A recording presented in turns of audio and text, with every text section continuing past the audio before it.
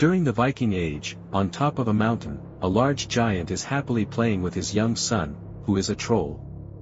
All of a sudden, the leader of a Danish group shows up with his soldiers on horses, wanting to kill the giant. But before they can get to him, the giant sees them from far away. To keep his son safe, he quickly grabs him and runs to the opposite side of the mountain.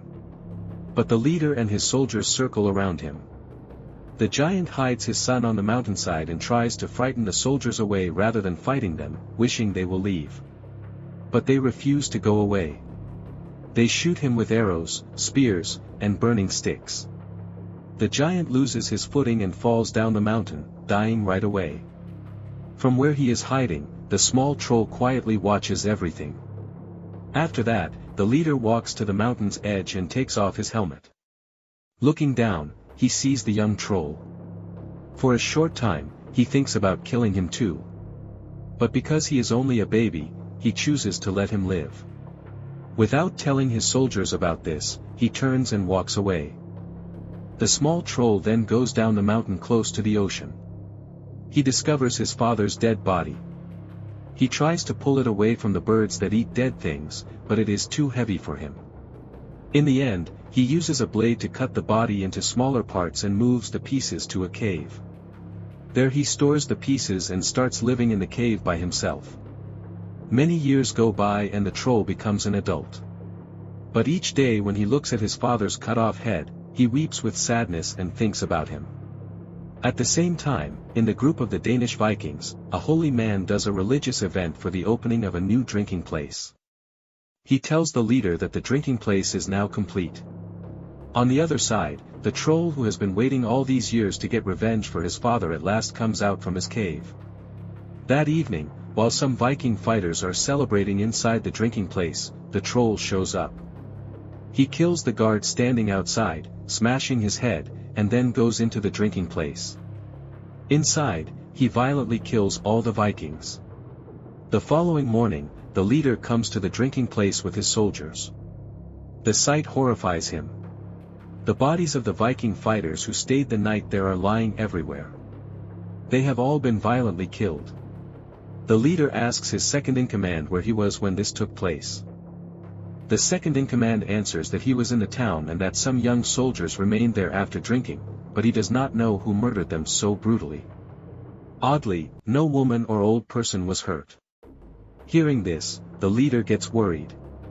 Then the scene changes to the Vikings of Geatland, whose leaders include Leo, a well-known Viking fighter. Like always, they leave in their boats to attack other places.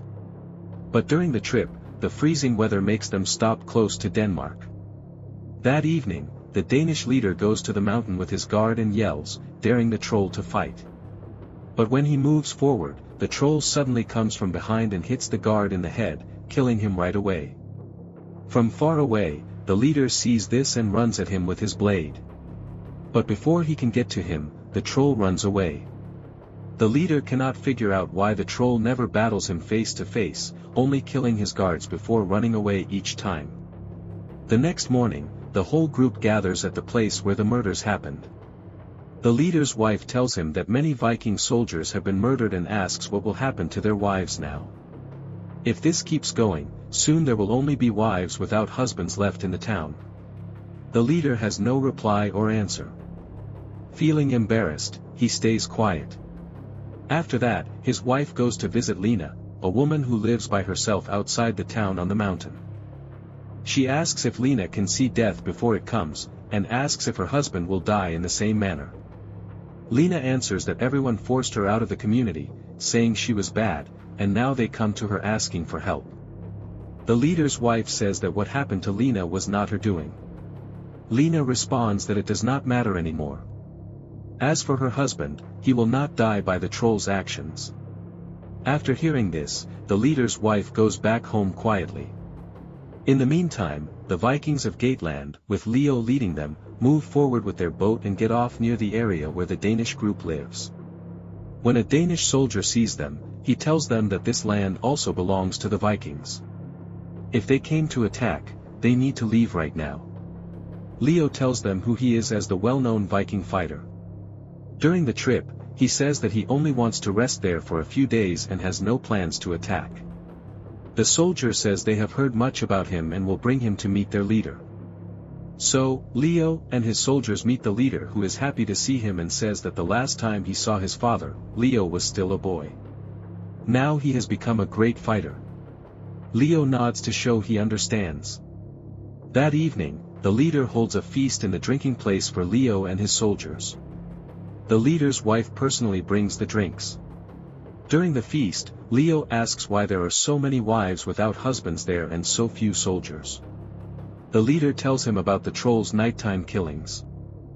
After hearing this, Leo says that if the troll comes to murder Viking soldiers every night, from this point on, his soldiers and he will be ready for him. When the feast ends, the leader, his wife, and the others go back home. But Leo and his fighters along with some soldiers from the group stay in the drinking place. At the middle of the night, the troll comes outside the drinking place. First, he sniffs near a holy man and walks toward the entrance, smelling to see if the Vikings inside are from here or from somewhere else. Inside, Leo and his fighters know the troll has come and quickly get ready for fighting. But the troll realizes that the fighters inside are not from this place. Rather than going in, he passes water on the closed entrance. When the Vikings inside run out to fight, the troll has already vanished into the darkness. The following morning, the leader tells Leo that it is odd that no soldier was murdered last night.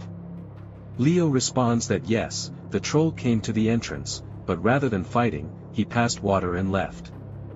Following that, Leo leaves with some of his soldiers and some from the group to look for the troll in the hills, wanting to kill him. But after looking in many locations, they cannot locate him. They then go back to the town. A bit later, Leo goes alone to visit Lena, who lives outside the town close to the mountain. He tells her that he heard she can see death before it comes. Lena answers that yes, and she has also heard that he is the well-known Viking fighter Leo. But she asks why he has come. Leo explains that he wants to know how many deaths will occur in this battle between the troll and the Vikings and whether the troll will die or not. It is necessary to know because he wants to keep her people safe. Lena says she is not one of those people. When she was a girl, the leader's nephew brought her here and made her live a life of disgrace. As for his question, yes, she has seen what is coming. The troll will be murdered, but many Vikings will also die, and the ground will be covered in blood. In reality, the people there do not deserve anything different. So, Leo asks why she says that. Lena answers that it is because of what they did to the troll. This is their punishment. She tells him to keep away from this situation. Before Leo can ask more, his soldiers arrive searching for him. They say that darkness is coming and they need to get ready. So Leo goes back with them to the group. After that, Leo talks alone with the leader and asks if the troll has ever murdered a woman, child, or old person. The leader responds that no, he only murders Viking soldiers. Leo notices that this means he is smart and in a way controlled. The leader seems shocked and says that he is murdering his people and yet Leo speaks well of him. Leo answers that he is not speaking well of the troll, but there must be a reason he only murders soldiers. Up to now, he has not directly fought them or the other people in the town. The leader then says that 20 years before, a troll was murdered, and since that time, none have been seen. He does not know where this one came from. If Leo is scared of the troll, he should not battle. That evening, Leo and his fighters once more wait inside the drinking place for the troll. When they hear the noise of his coming, they run outside with blades raised, but once more, the troll is not there. Feeling let down, they turn back into the drinking place. At that time, the troll quietly moves behind the rocks and goes back to his hiding spot. The next day, Leo goes once more to visit Lena and asks how the troll can be murdered. Lena answers that he should go home with his soldiers. Leo says that before going, he needs to know how the people can remove this troll. Then, Lena brings him to her small house and throws her fortune-telling bones to try to find a solution. At that time, Leo hears the troll's voice outside. He runs outside, but the troll seeing him runs away. Leo gets on his horse and follows him. Before he can catch him, the troll goes up the mountain. Lena also follows him and gets there. Leo calls the troll and dares him to face him, asking why he keeps running. The troll responds in his own language. Lena understands and tells Leo that the troll says that his battle is not against him. You and your soldiers have not hurt him, and that is why he never fought them. After hearing this, Leo is shocked and goes back with Lena to her small house. There, he asks why the troll is walking around there. Lena explains that the leader's nephew made her live a sinful life, but he died in his sleeping place. People accuse her for his death and forced her out of the group. Since that time, she has lived there by herself. Many Viking soldiers used to come every night to dishonor her. But since the trolls started coming, none of them had the courage to come. So, she will not help him murder him, as the unfortunate troll has already been hurt too much.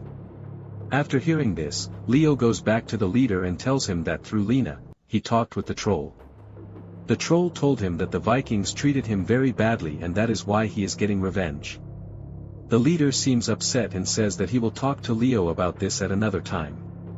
When Leo gets ready to go back to his soldiers, he sees a crippled man being badly beaten by some kids. Leo pushes the kids away. The man then tells him that his father battled against the troll's father, and that is why the troll murdered all the soldiers in his family. He knows where the troll lives and promises that Leo and his fighters can go there and murder him. After hearing this, Leo and his fighters leave in their boat toward the mountain where the troll's cave is found. With the crippled man showing them the way, they get off close to the shore and go up the mountain until they discover the cave's only way in. One Viking tries to go down, but his foot slides. The others quickly pull him up. Following that, none of them have the bravery to go in. Rather, they pass water close to the cave way in and start to go back to the boat. But suddenly from under the water, the hiding troll fights the Viking who passed water close to his cave, trying to murder him. But his friends quickly fight, making the troll go back under the water. The Viking's life is saved. Following that, the group goes back to the drinking place and waits all night for the troll. But this time, the troll does not have the courage to go in. The next morning, Leo goes out once more and sees that the troll murdered the crippled soldier who showed them the way to the cave. Feeling shocked, Leo and the Vikings decide to go back to the troll's cave, but this time they use a rope to get to the cave way in. After going in, they discover strange items lying everywhere. One Viking breaks the skull of the troll's father and passes water on him. The troll is not there at that time, but when he comes back and discovers the broken skull, he right away understands who went into his cave. After seeing the insult against his father, the troll becomes extremely angry. That evening, while the Vikings sleep inside the drinking place, the troll violently fights them. He murders the one who broke his father's skull. Seeing this, Leo also starts a battle against the troll, but Leo is much too weak compared to the troll. The troll tries to run away through the ceiling, but Leo grabs his leg and pulls him down, putting a heavy metal chain around his arm. Extremely angry, the troll punches Leo and struggles to get free, but his hand is trapped in the chain. A Viking shoots an arrow at him, but the troll knocks him down. Before the others can fight, the troll cuts his own hand to get away. He runs toward the ocean, but does not go very far. He falls down and dies on the shore. Suddenly, his body is pulled into the ocean by a force that cannot be seen. The next day, the Vikings feel sad for their dead friends and burn their bodies. Leo turns to the leader and tells him that he only told him part of the truth. Now that the troll is dead, at least he should tell him all of it. The leader admits that they once murdered the troll's father for no good reason, and now everyone is suffering the consequences. Leo responds that because of the leader's way of thinking, someone who did nothing wrong was murdered, but the troll was not like him. He never hurt those who did nothing wrong. After hearing this, the leader feels embarrassed. That evening, the Vikings hang the troll's cut-off hand in the drinking place and have a celebration, thinking that the troll is at last dead. After that, most of them go back home. Leo goes to visit Lena. She tells him that, as she said before, the troll is gone, but he will still have more pain to experience. She then tells about her past. Years before, the troll had come to her. He had been with her one time, but after that never touched her again. Strangely, the Vikings stopped bothering her. She also says that the troll was not bad. He only carried the hurt from his childhood. As they talk, Lena and Leo get close and end up holding each other. At the middle of the night, the troll's mother attacks the town. Along the way, she murders a holy man. Then she goes into the drinking place and kills all the Vikings inside. She takes her son's cut-off hand with her. Following that, a small boy quietly comes to Lena. She tells him to stay silent and then goes with him. In the meantime, the Vikings think that the troll is still living and is responsible for the new murders. They go looking for him. On the shore, they discover the cut-off head of another friend. Leo's doubt grows. The troll might still be living. He rushes into the cave by himself, jumping into the water. Inside, he discovers the troll's body lying on a rock. But as he gets closer, the troll's mother suddenly fights him from behind. She chokes him, but Leo grabs a stone and hits her head. Then he grabs a blade and murders her. At that time, the young boy shows up with a blade in his hand. After seeing him, Leo figures out the truth. This boy is nothing more than the son of Lena and the troll. Leo puts down his weapon and does not hurt him. After that, Leo goes back to the group and tells the leader that the troll and his mother are truly dead now. Before going, he finds Lena one more time and tells her that if people find out that the troll has a son, they will murder both of them. Lena quietly responds that this secret will stay only between them. Having said that, she walks away. In the end, Leo makes graves for the troll and his mother outside Lena's small house.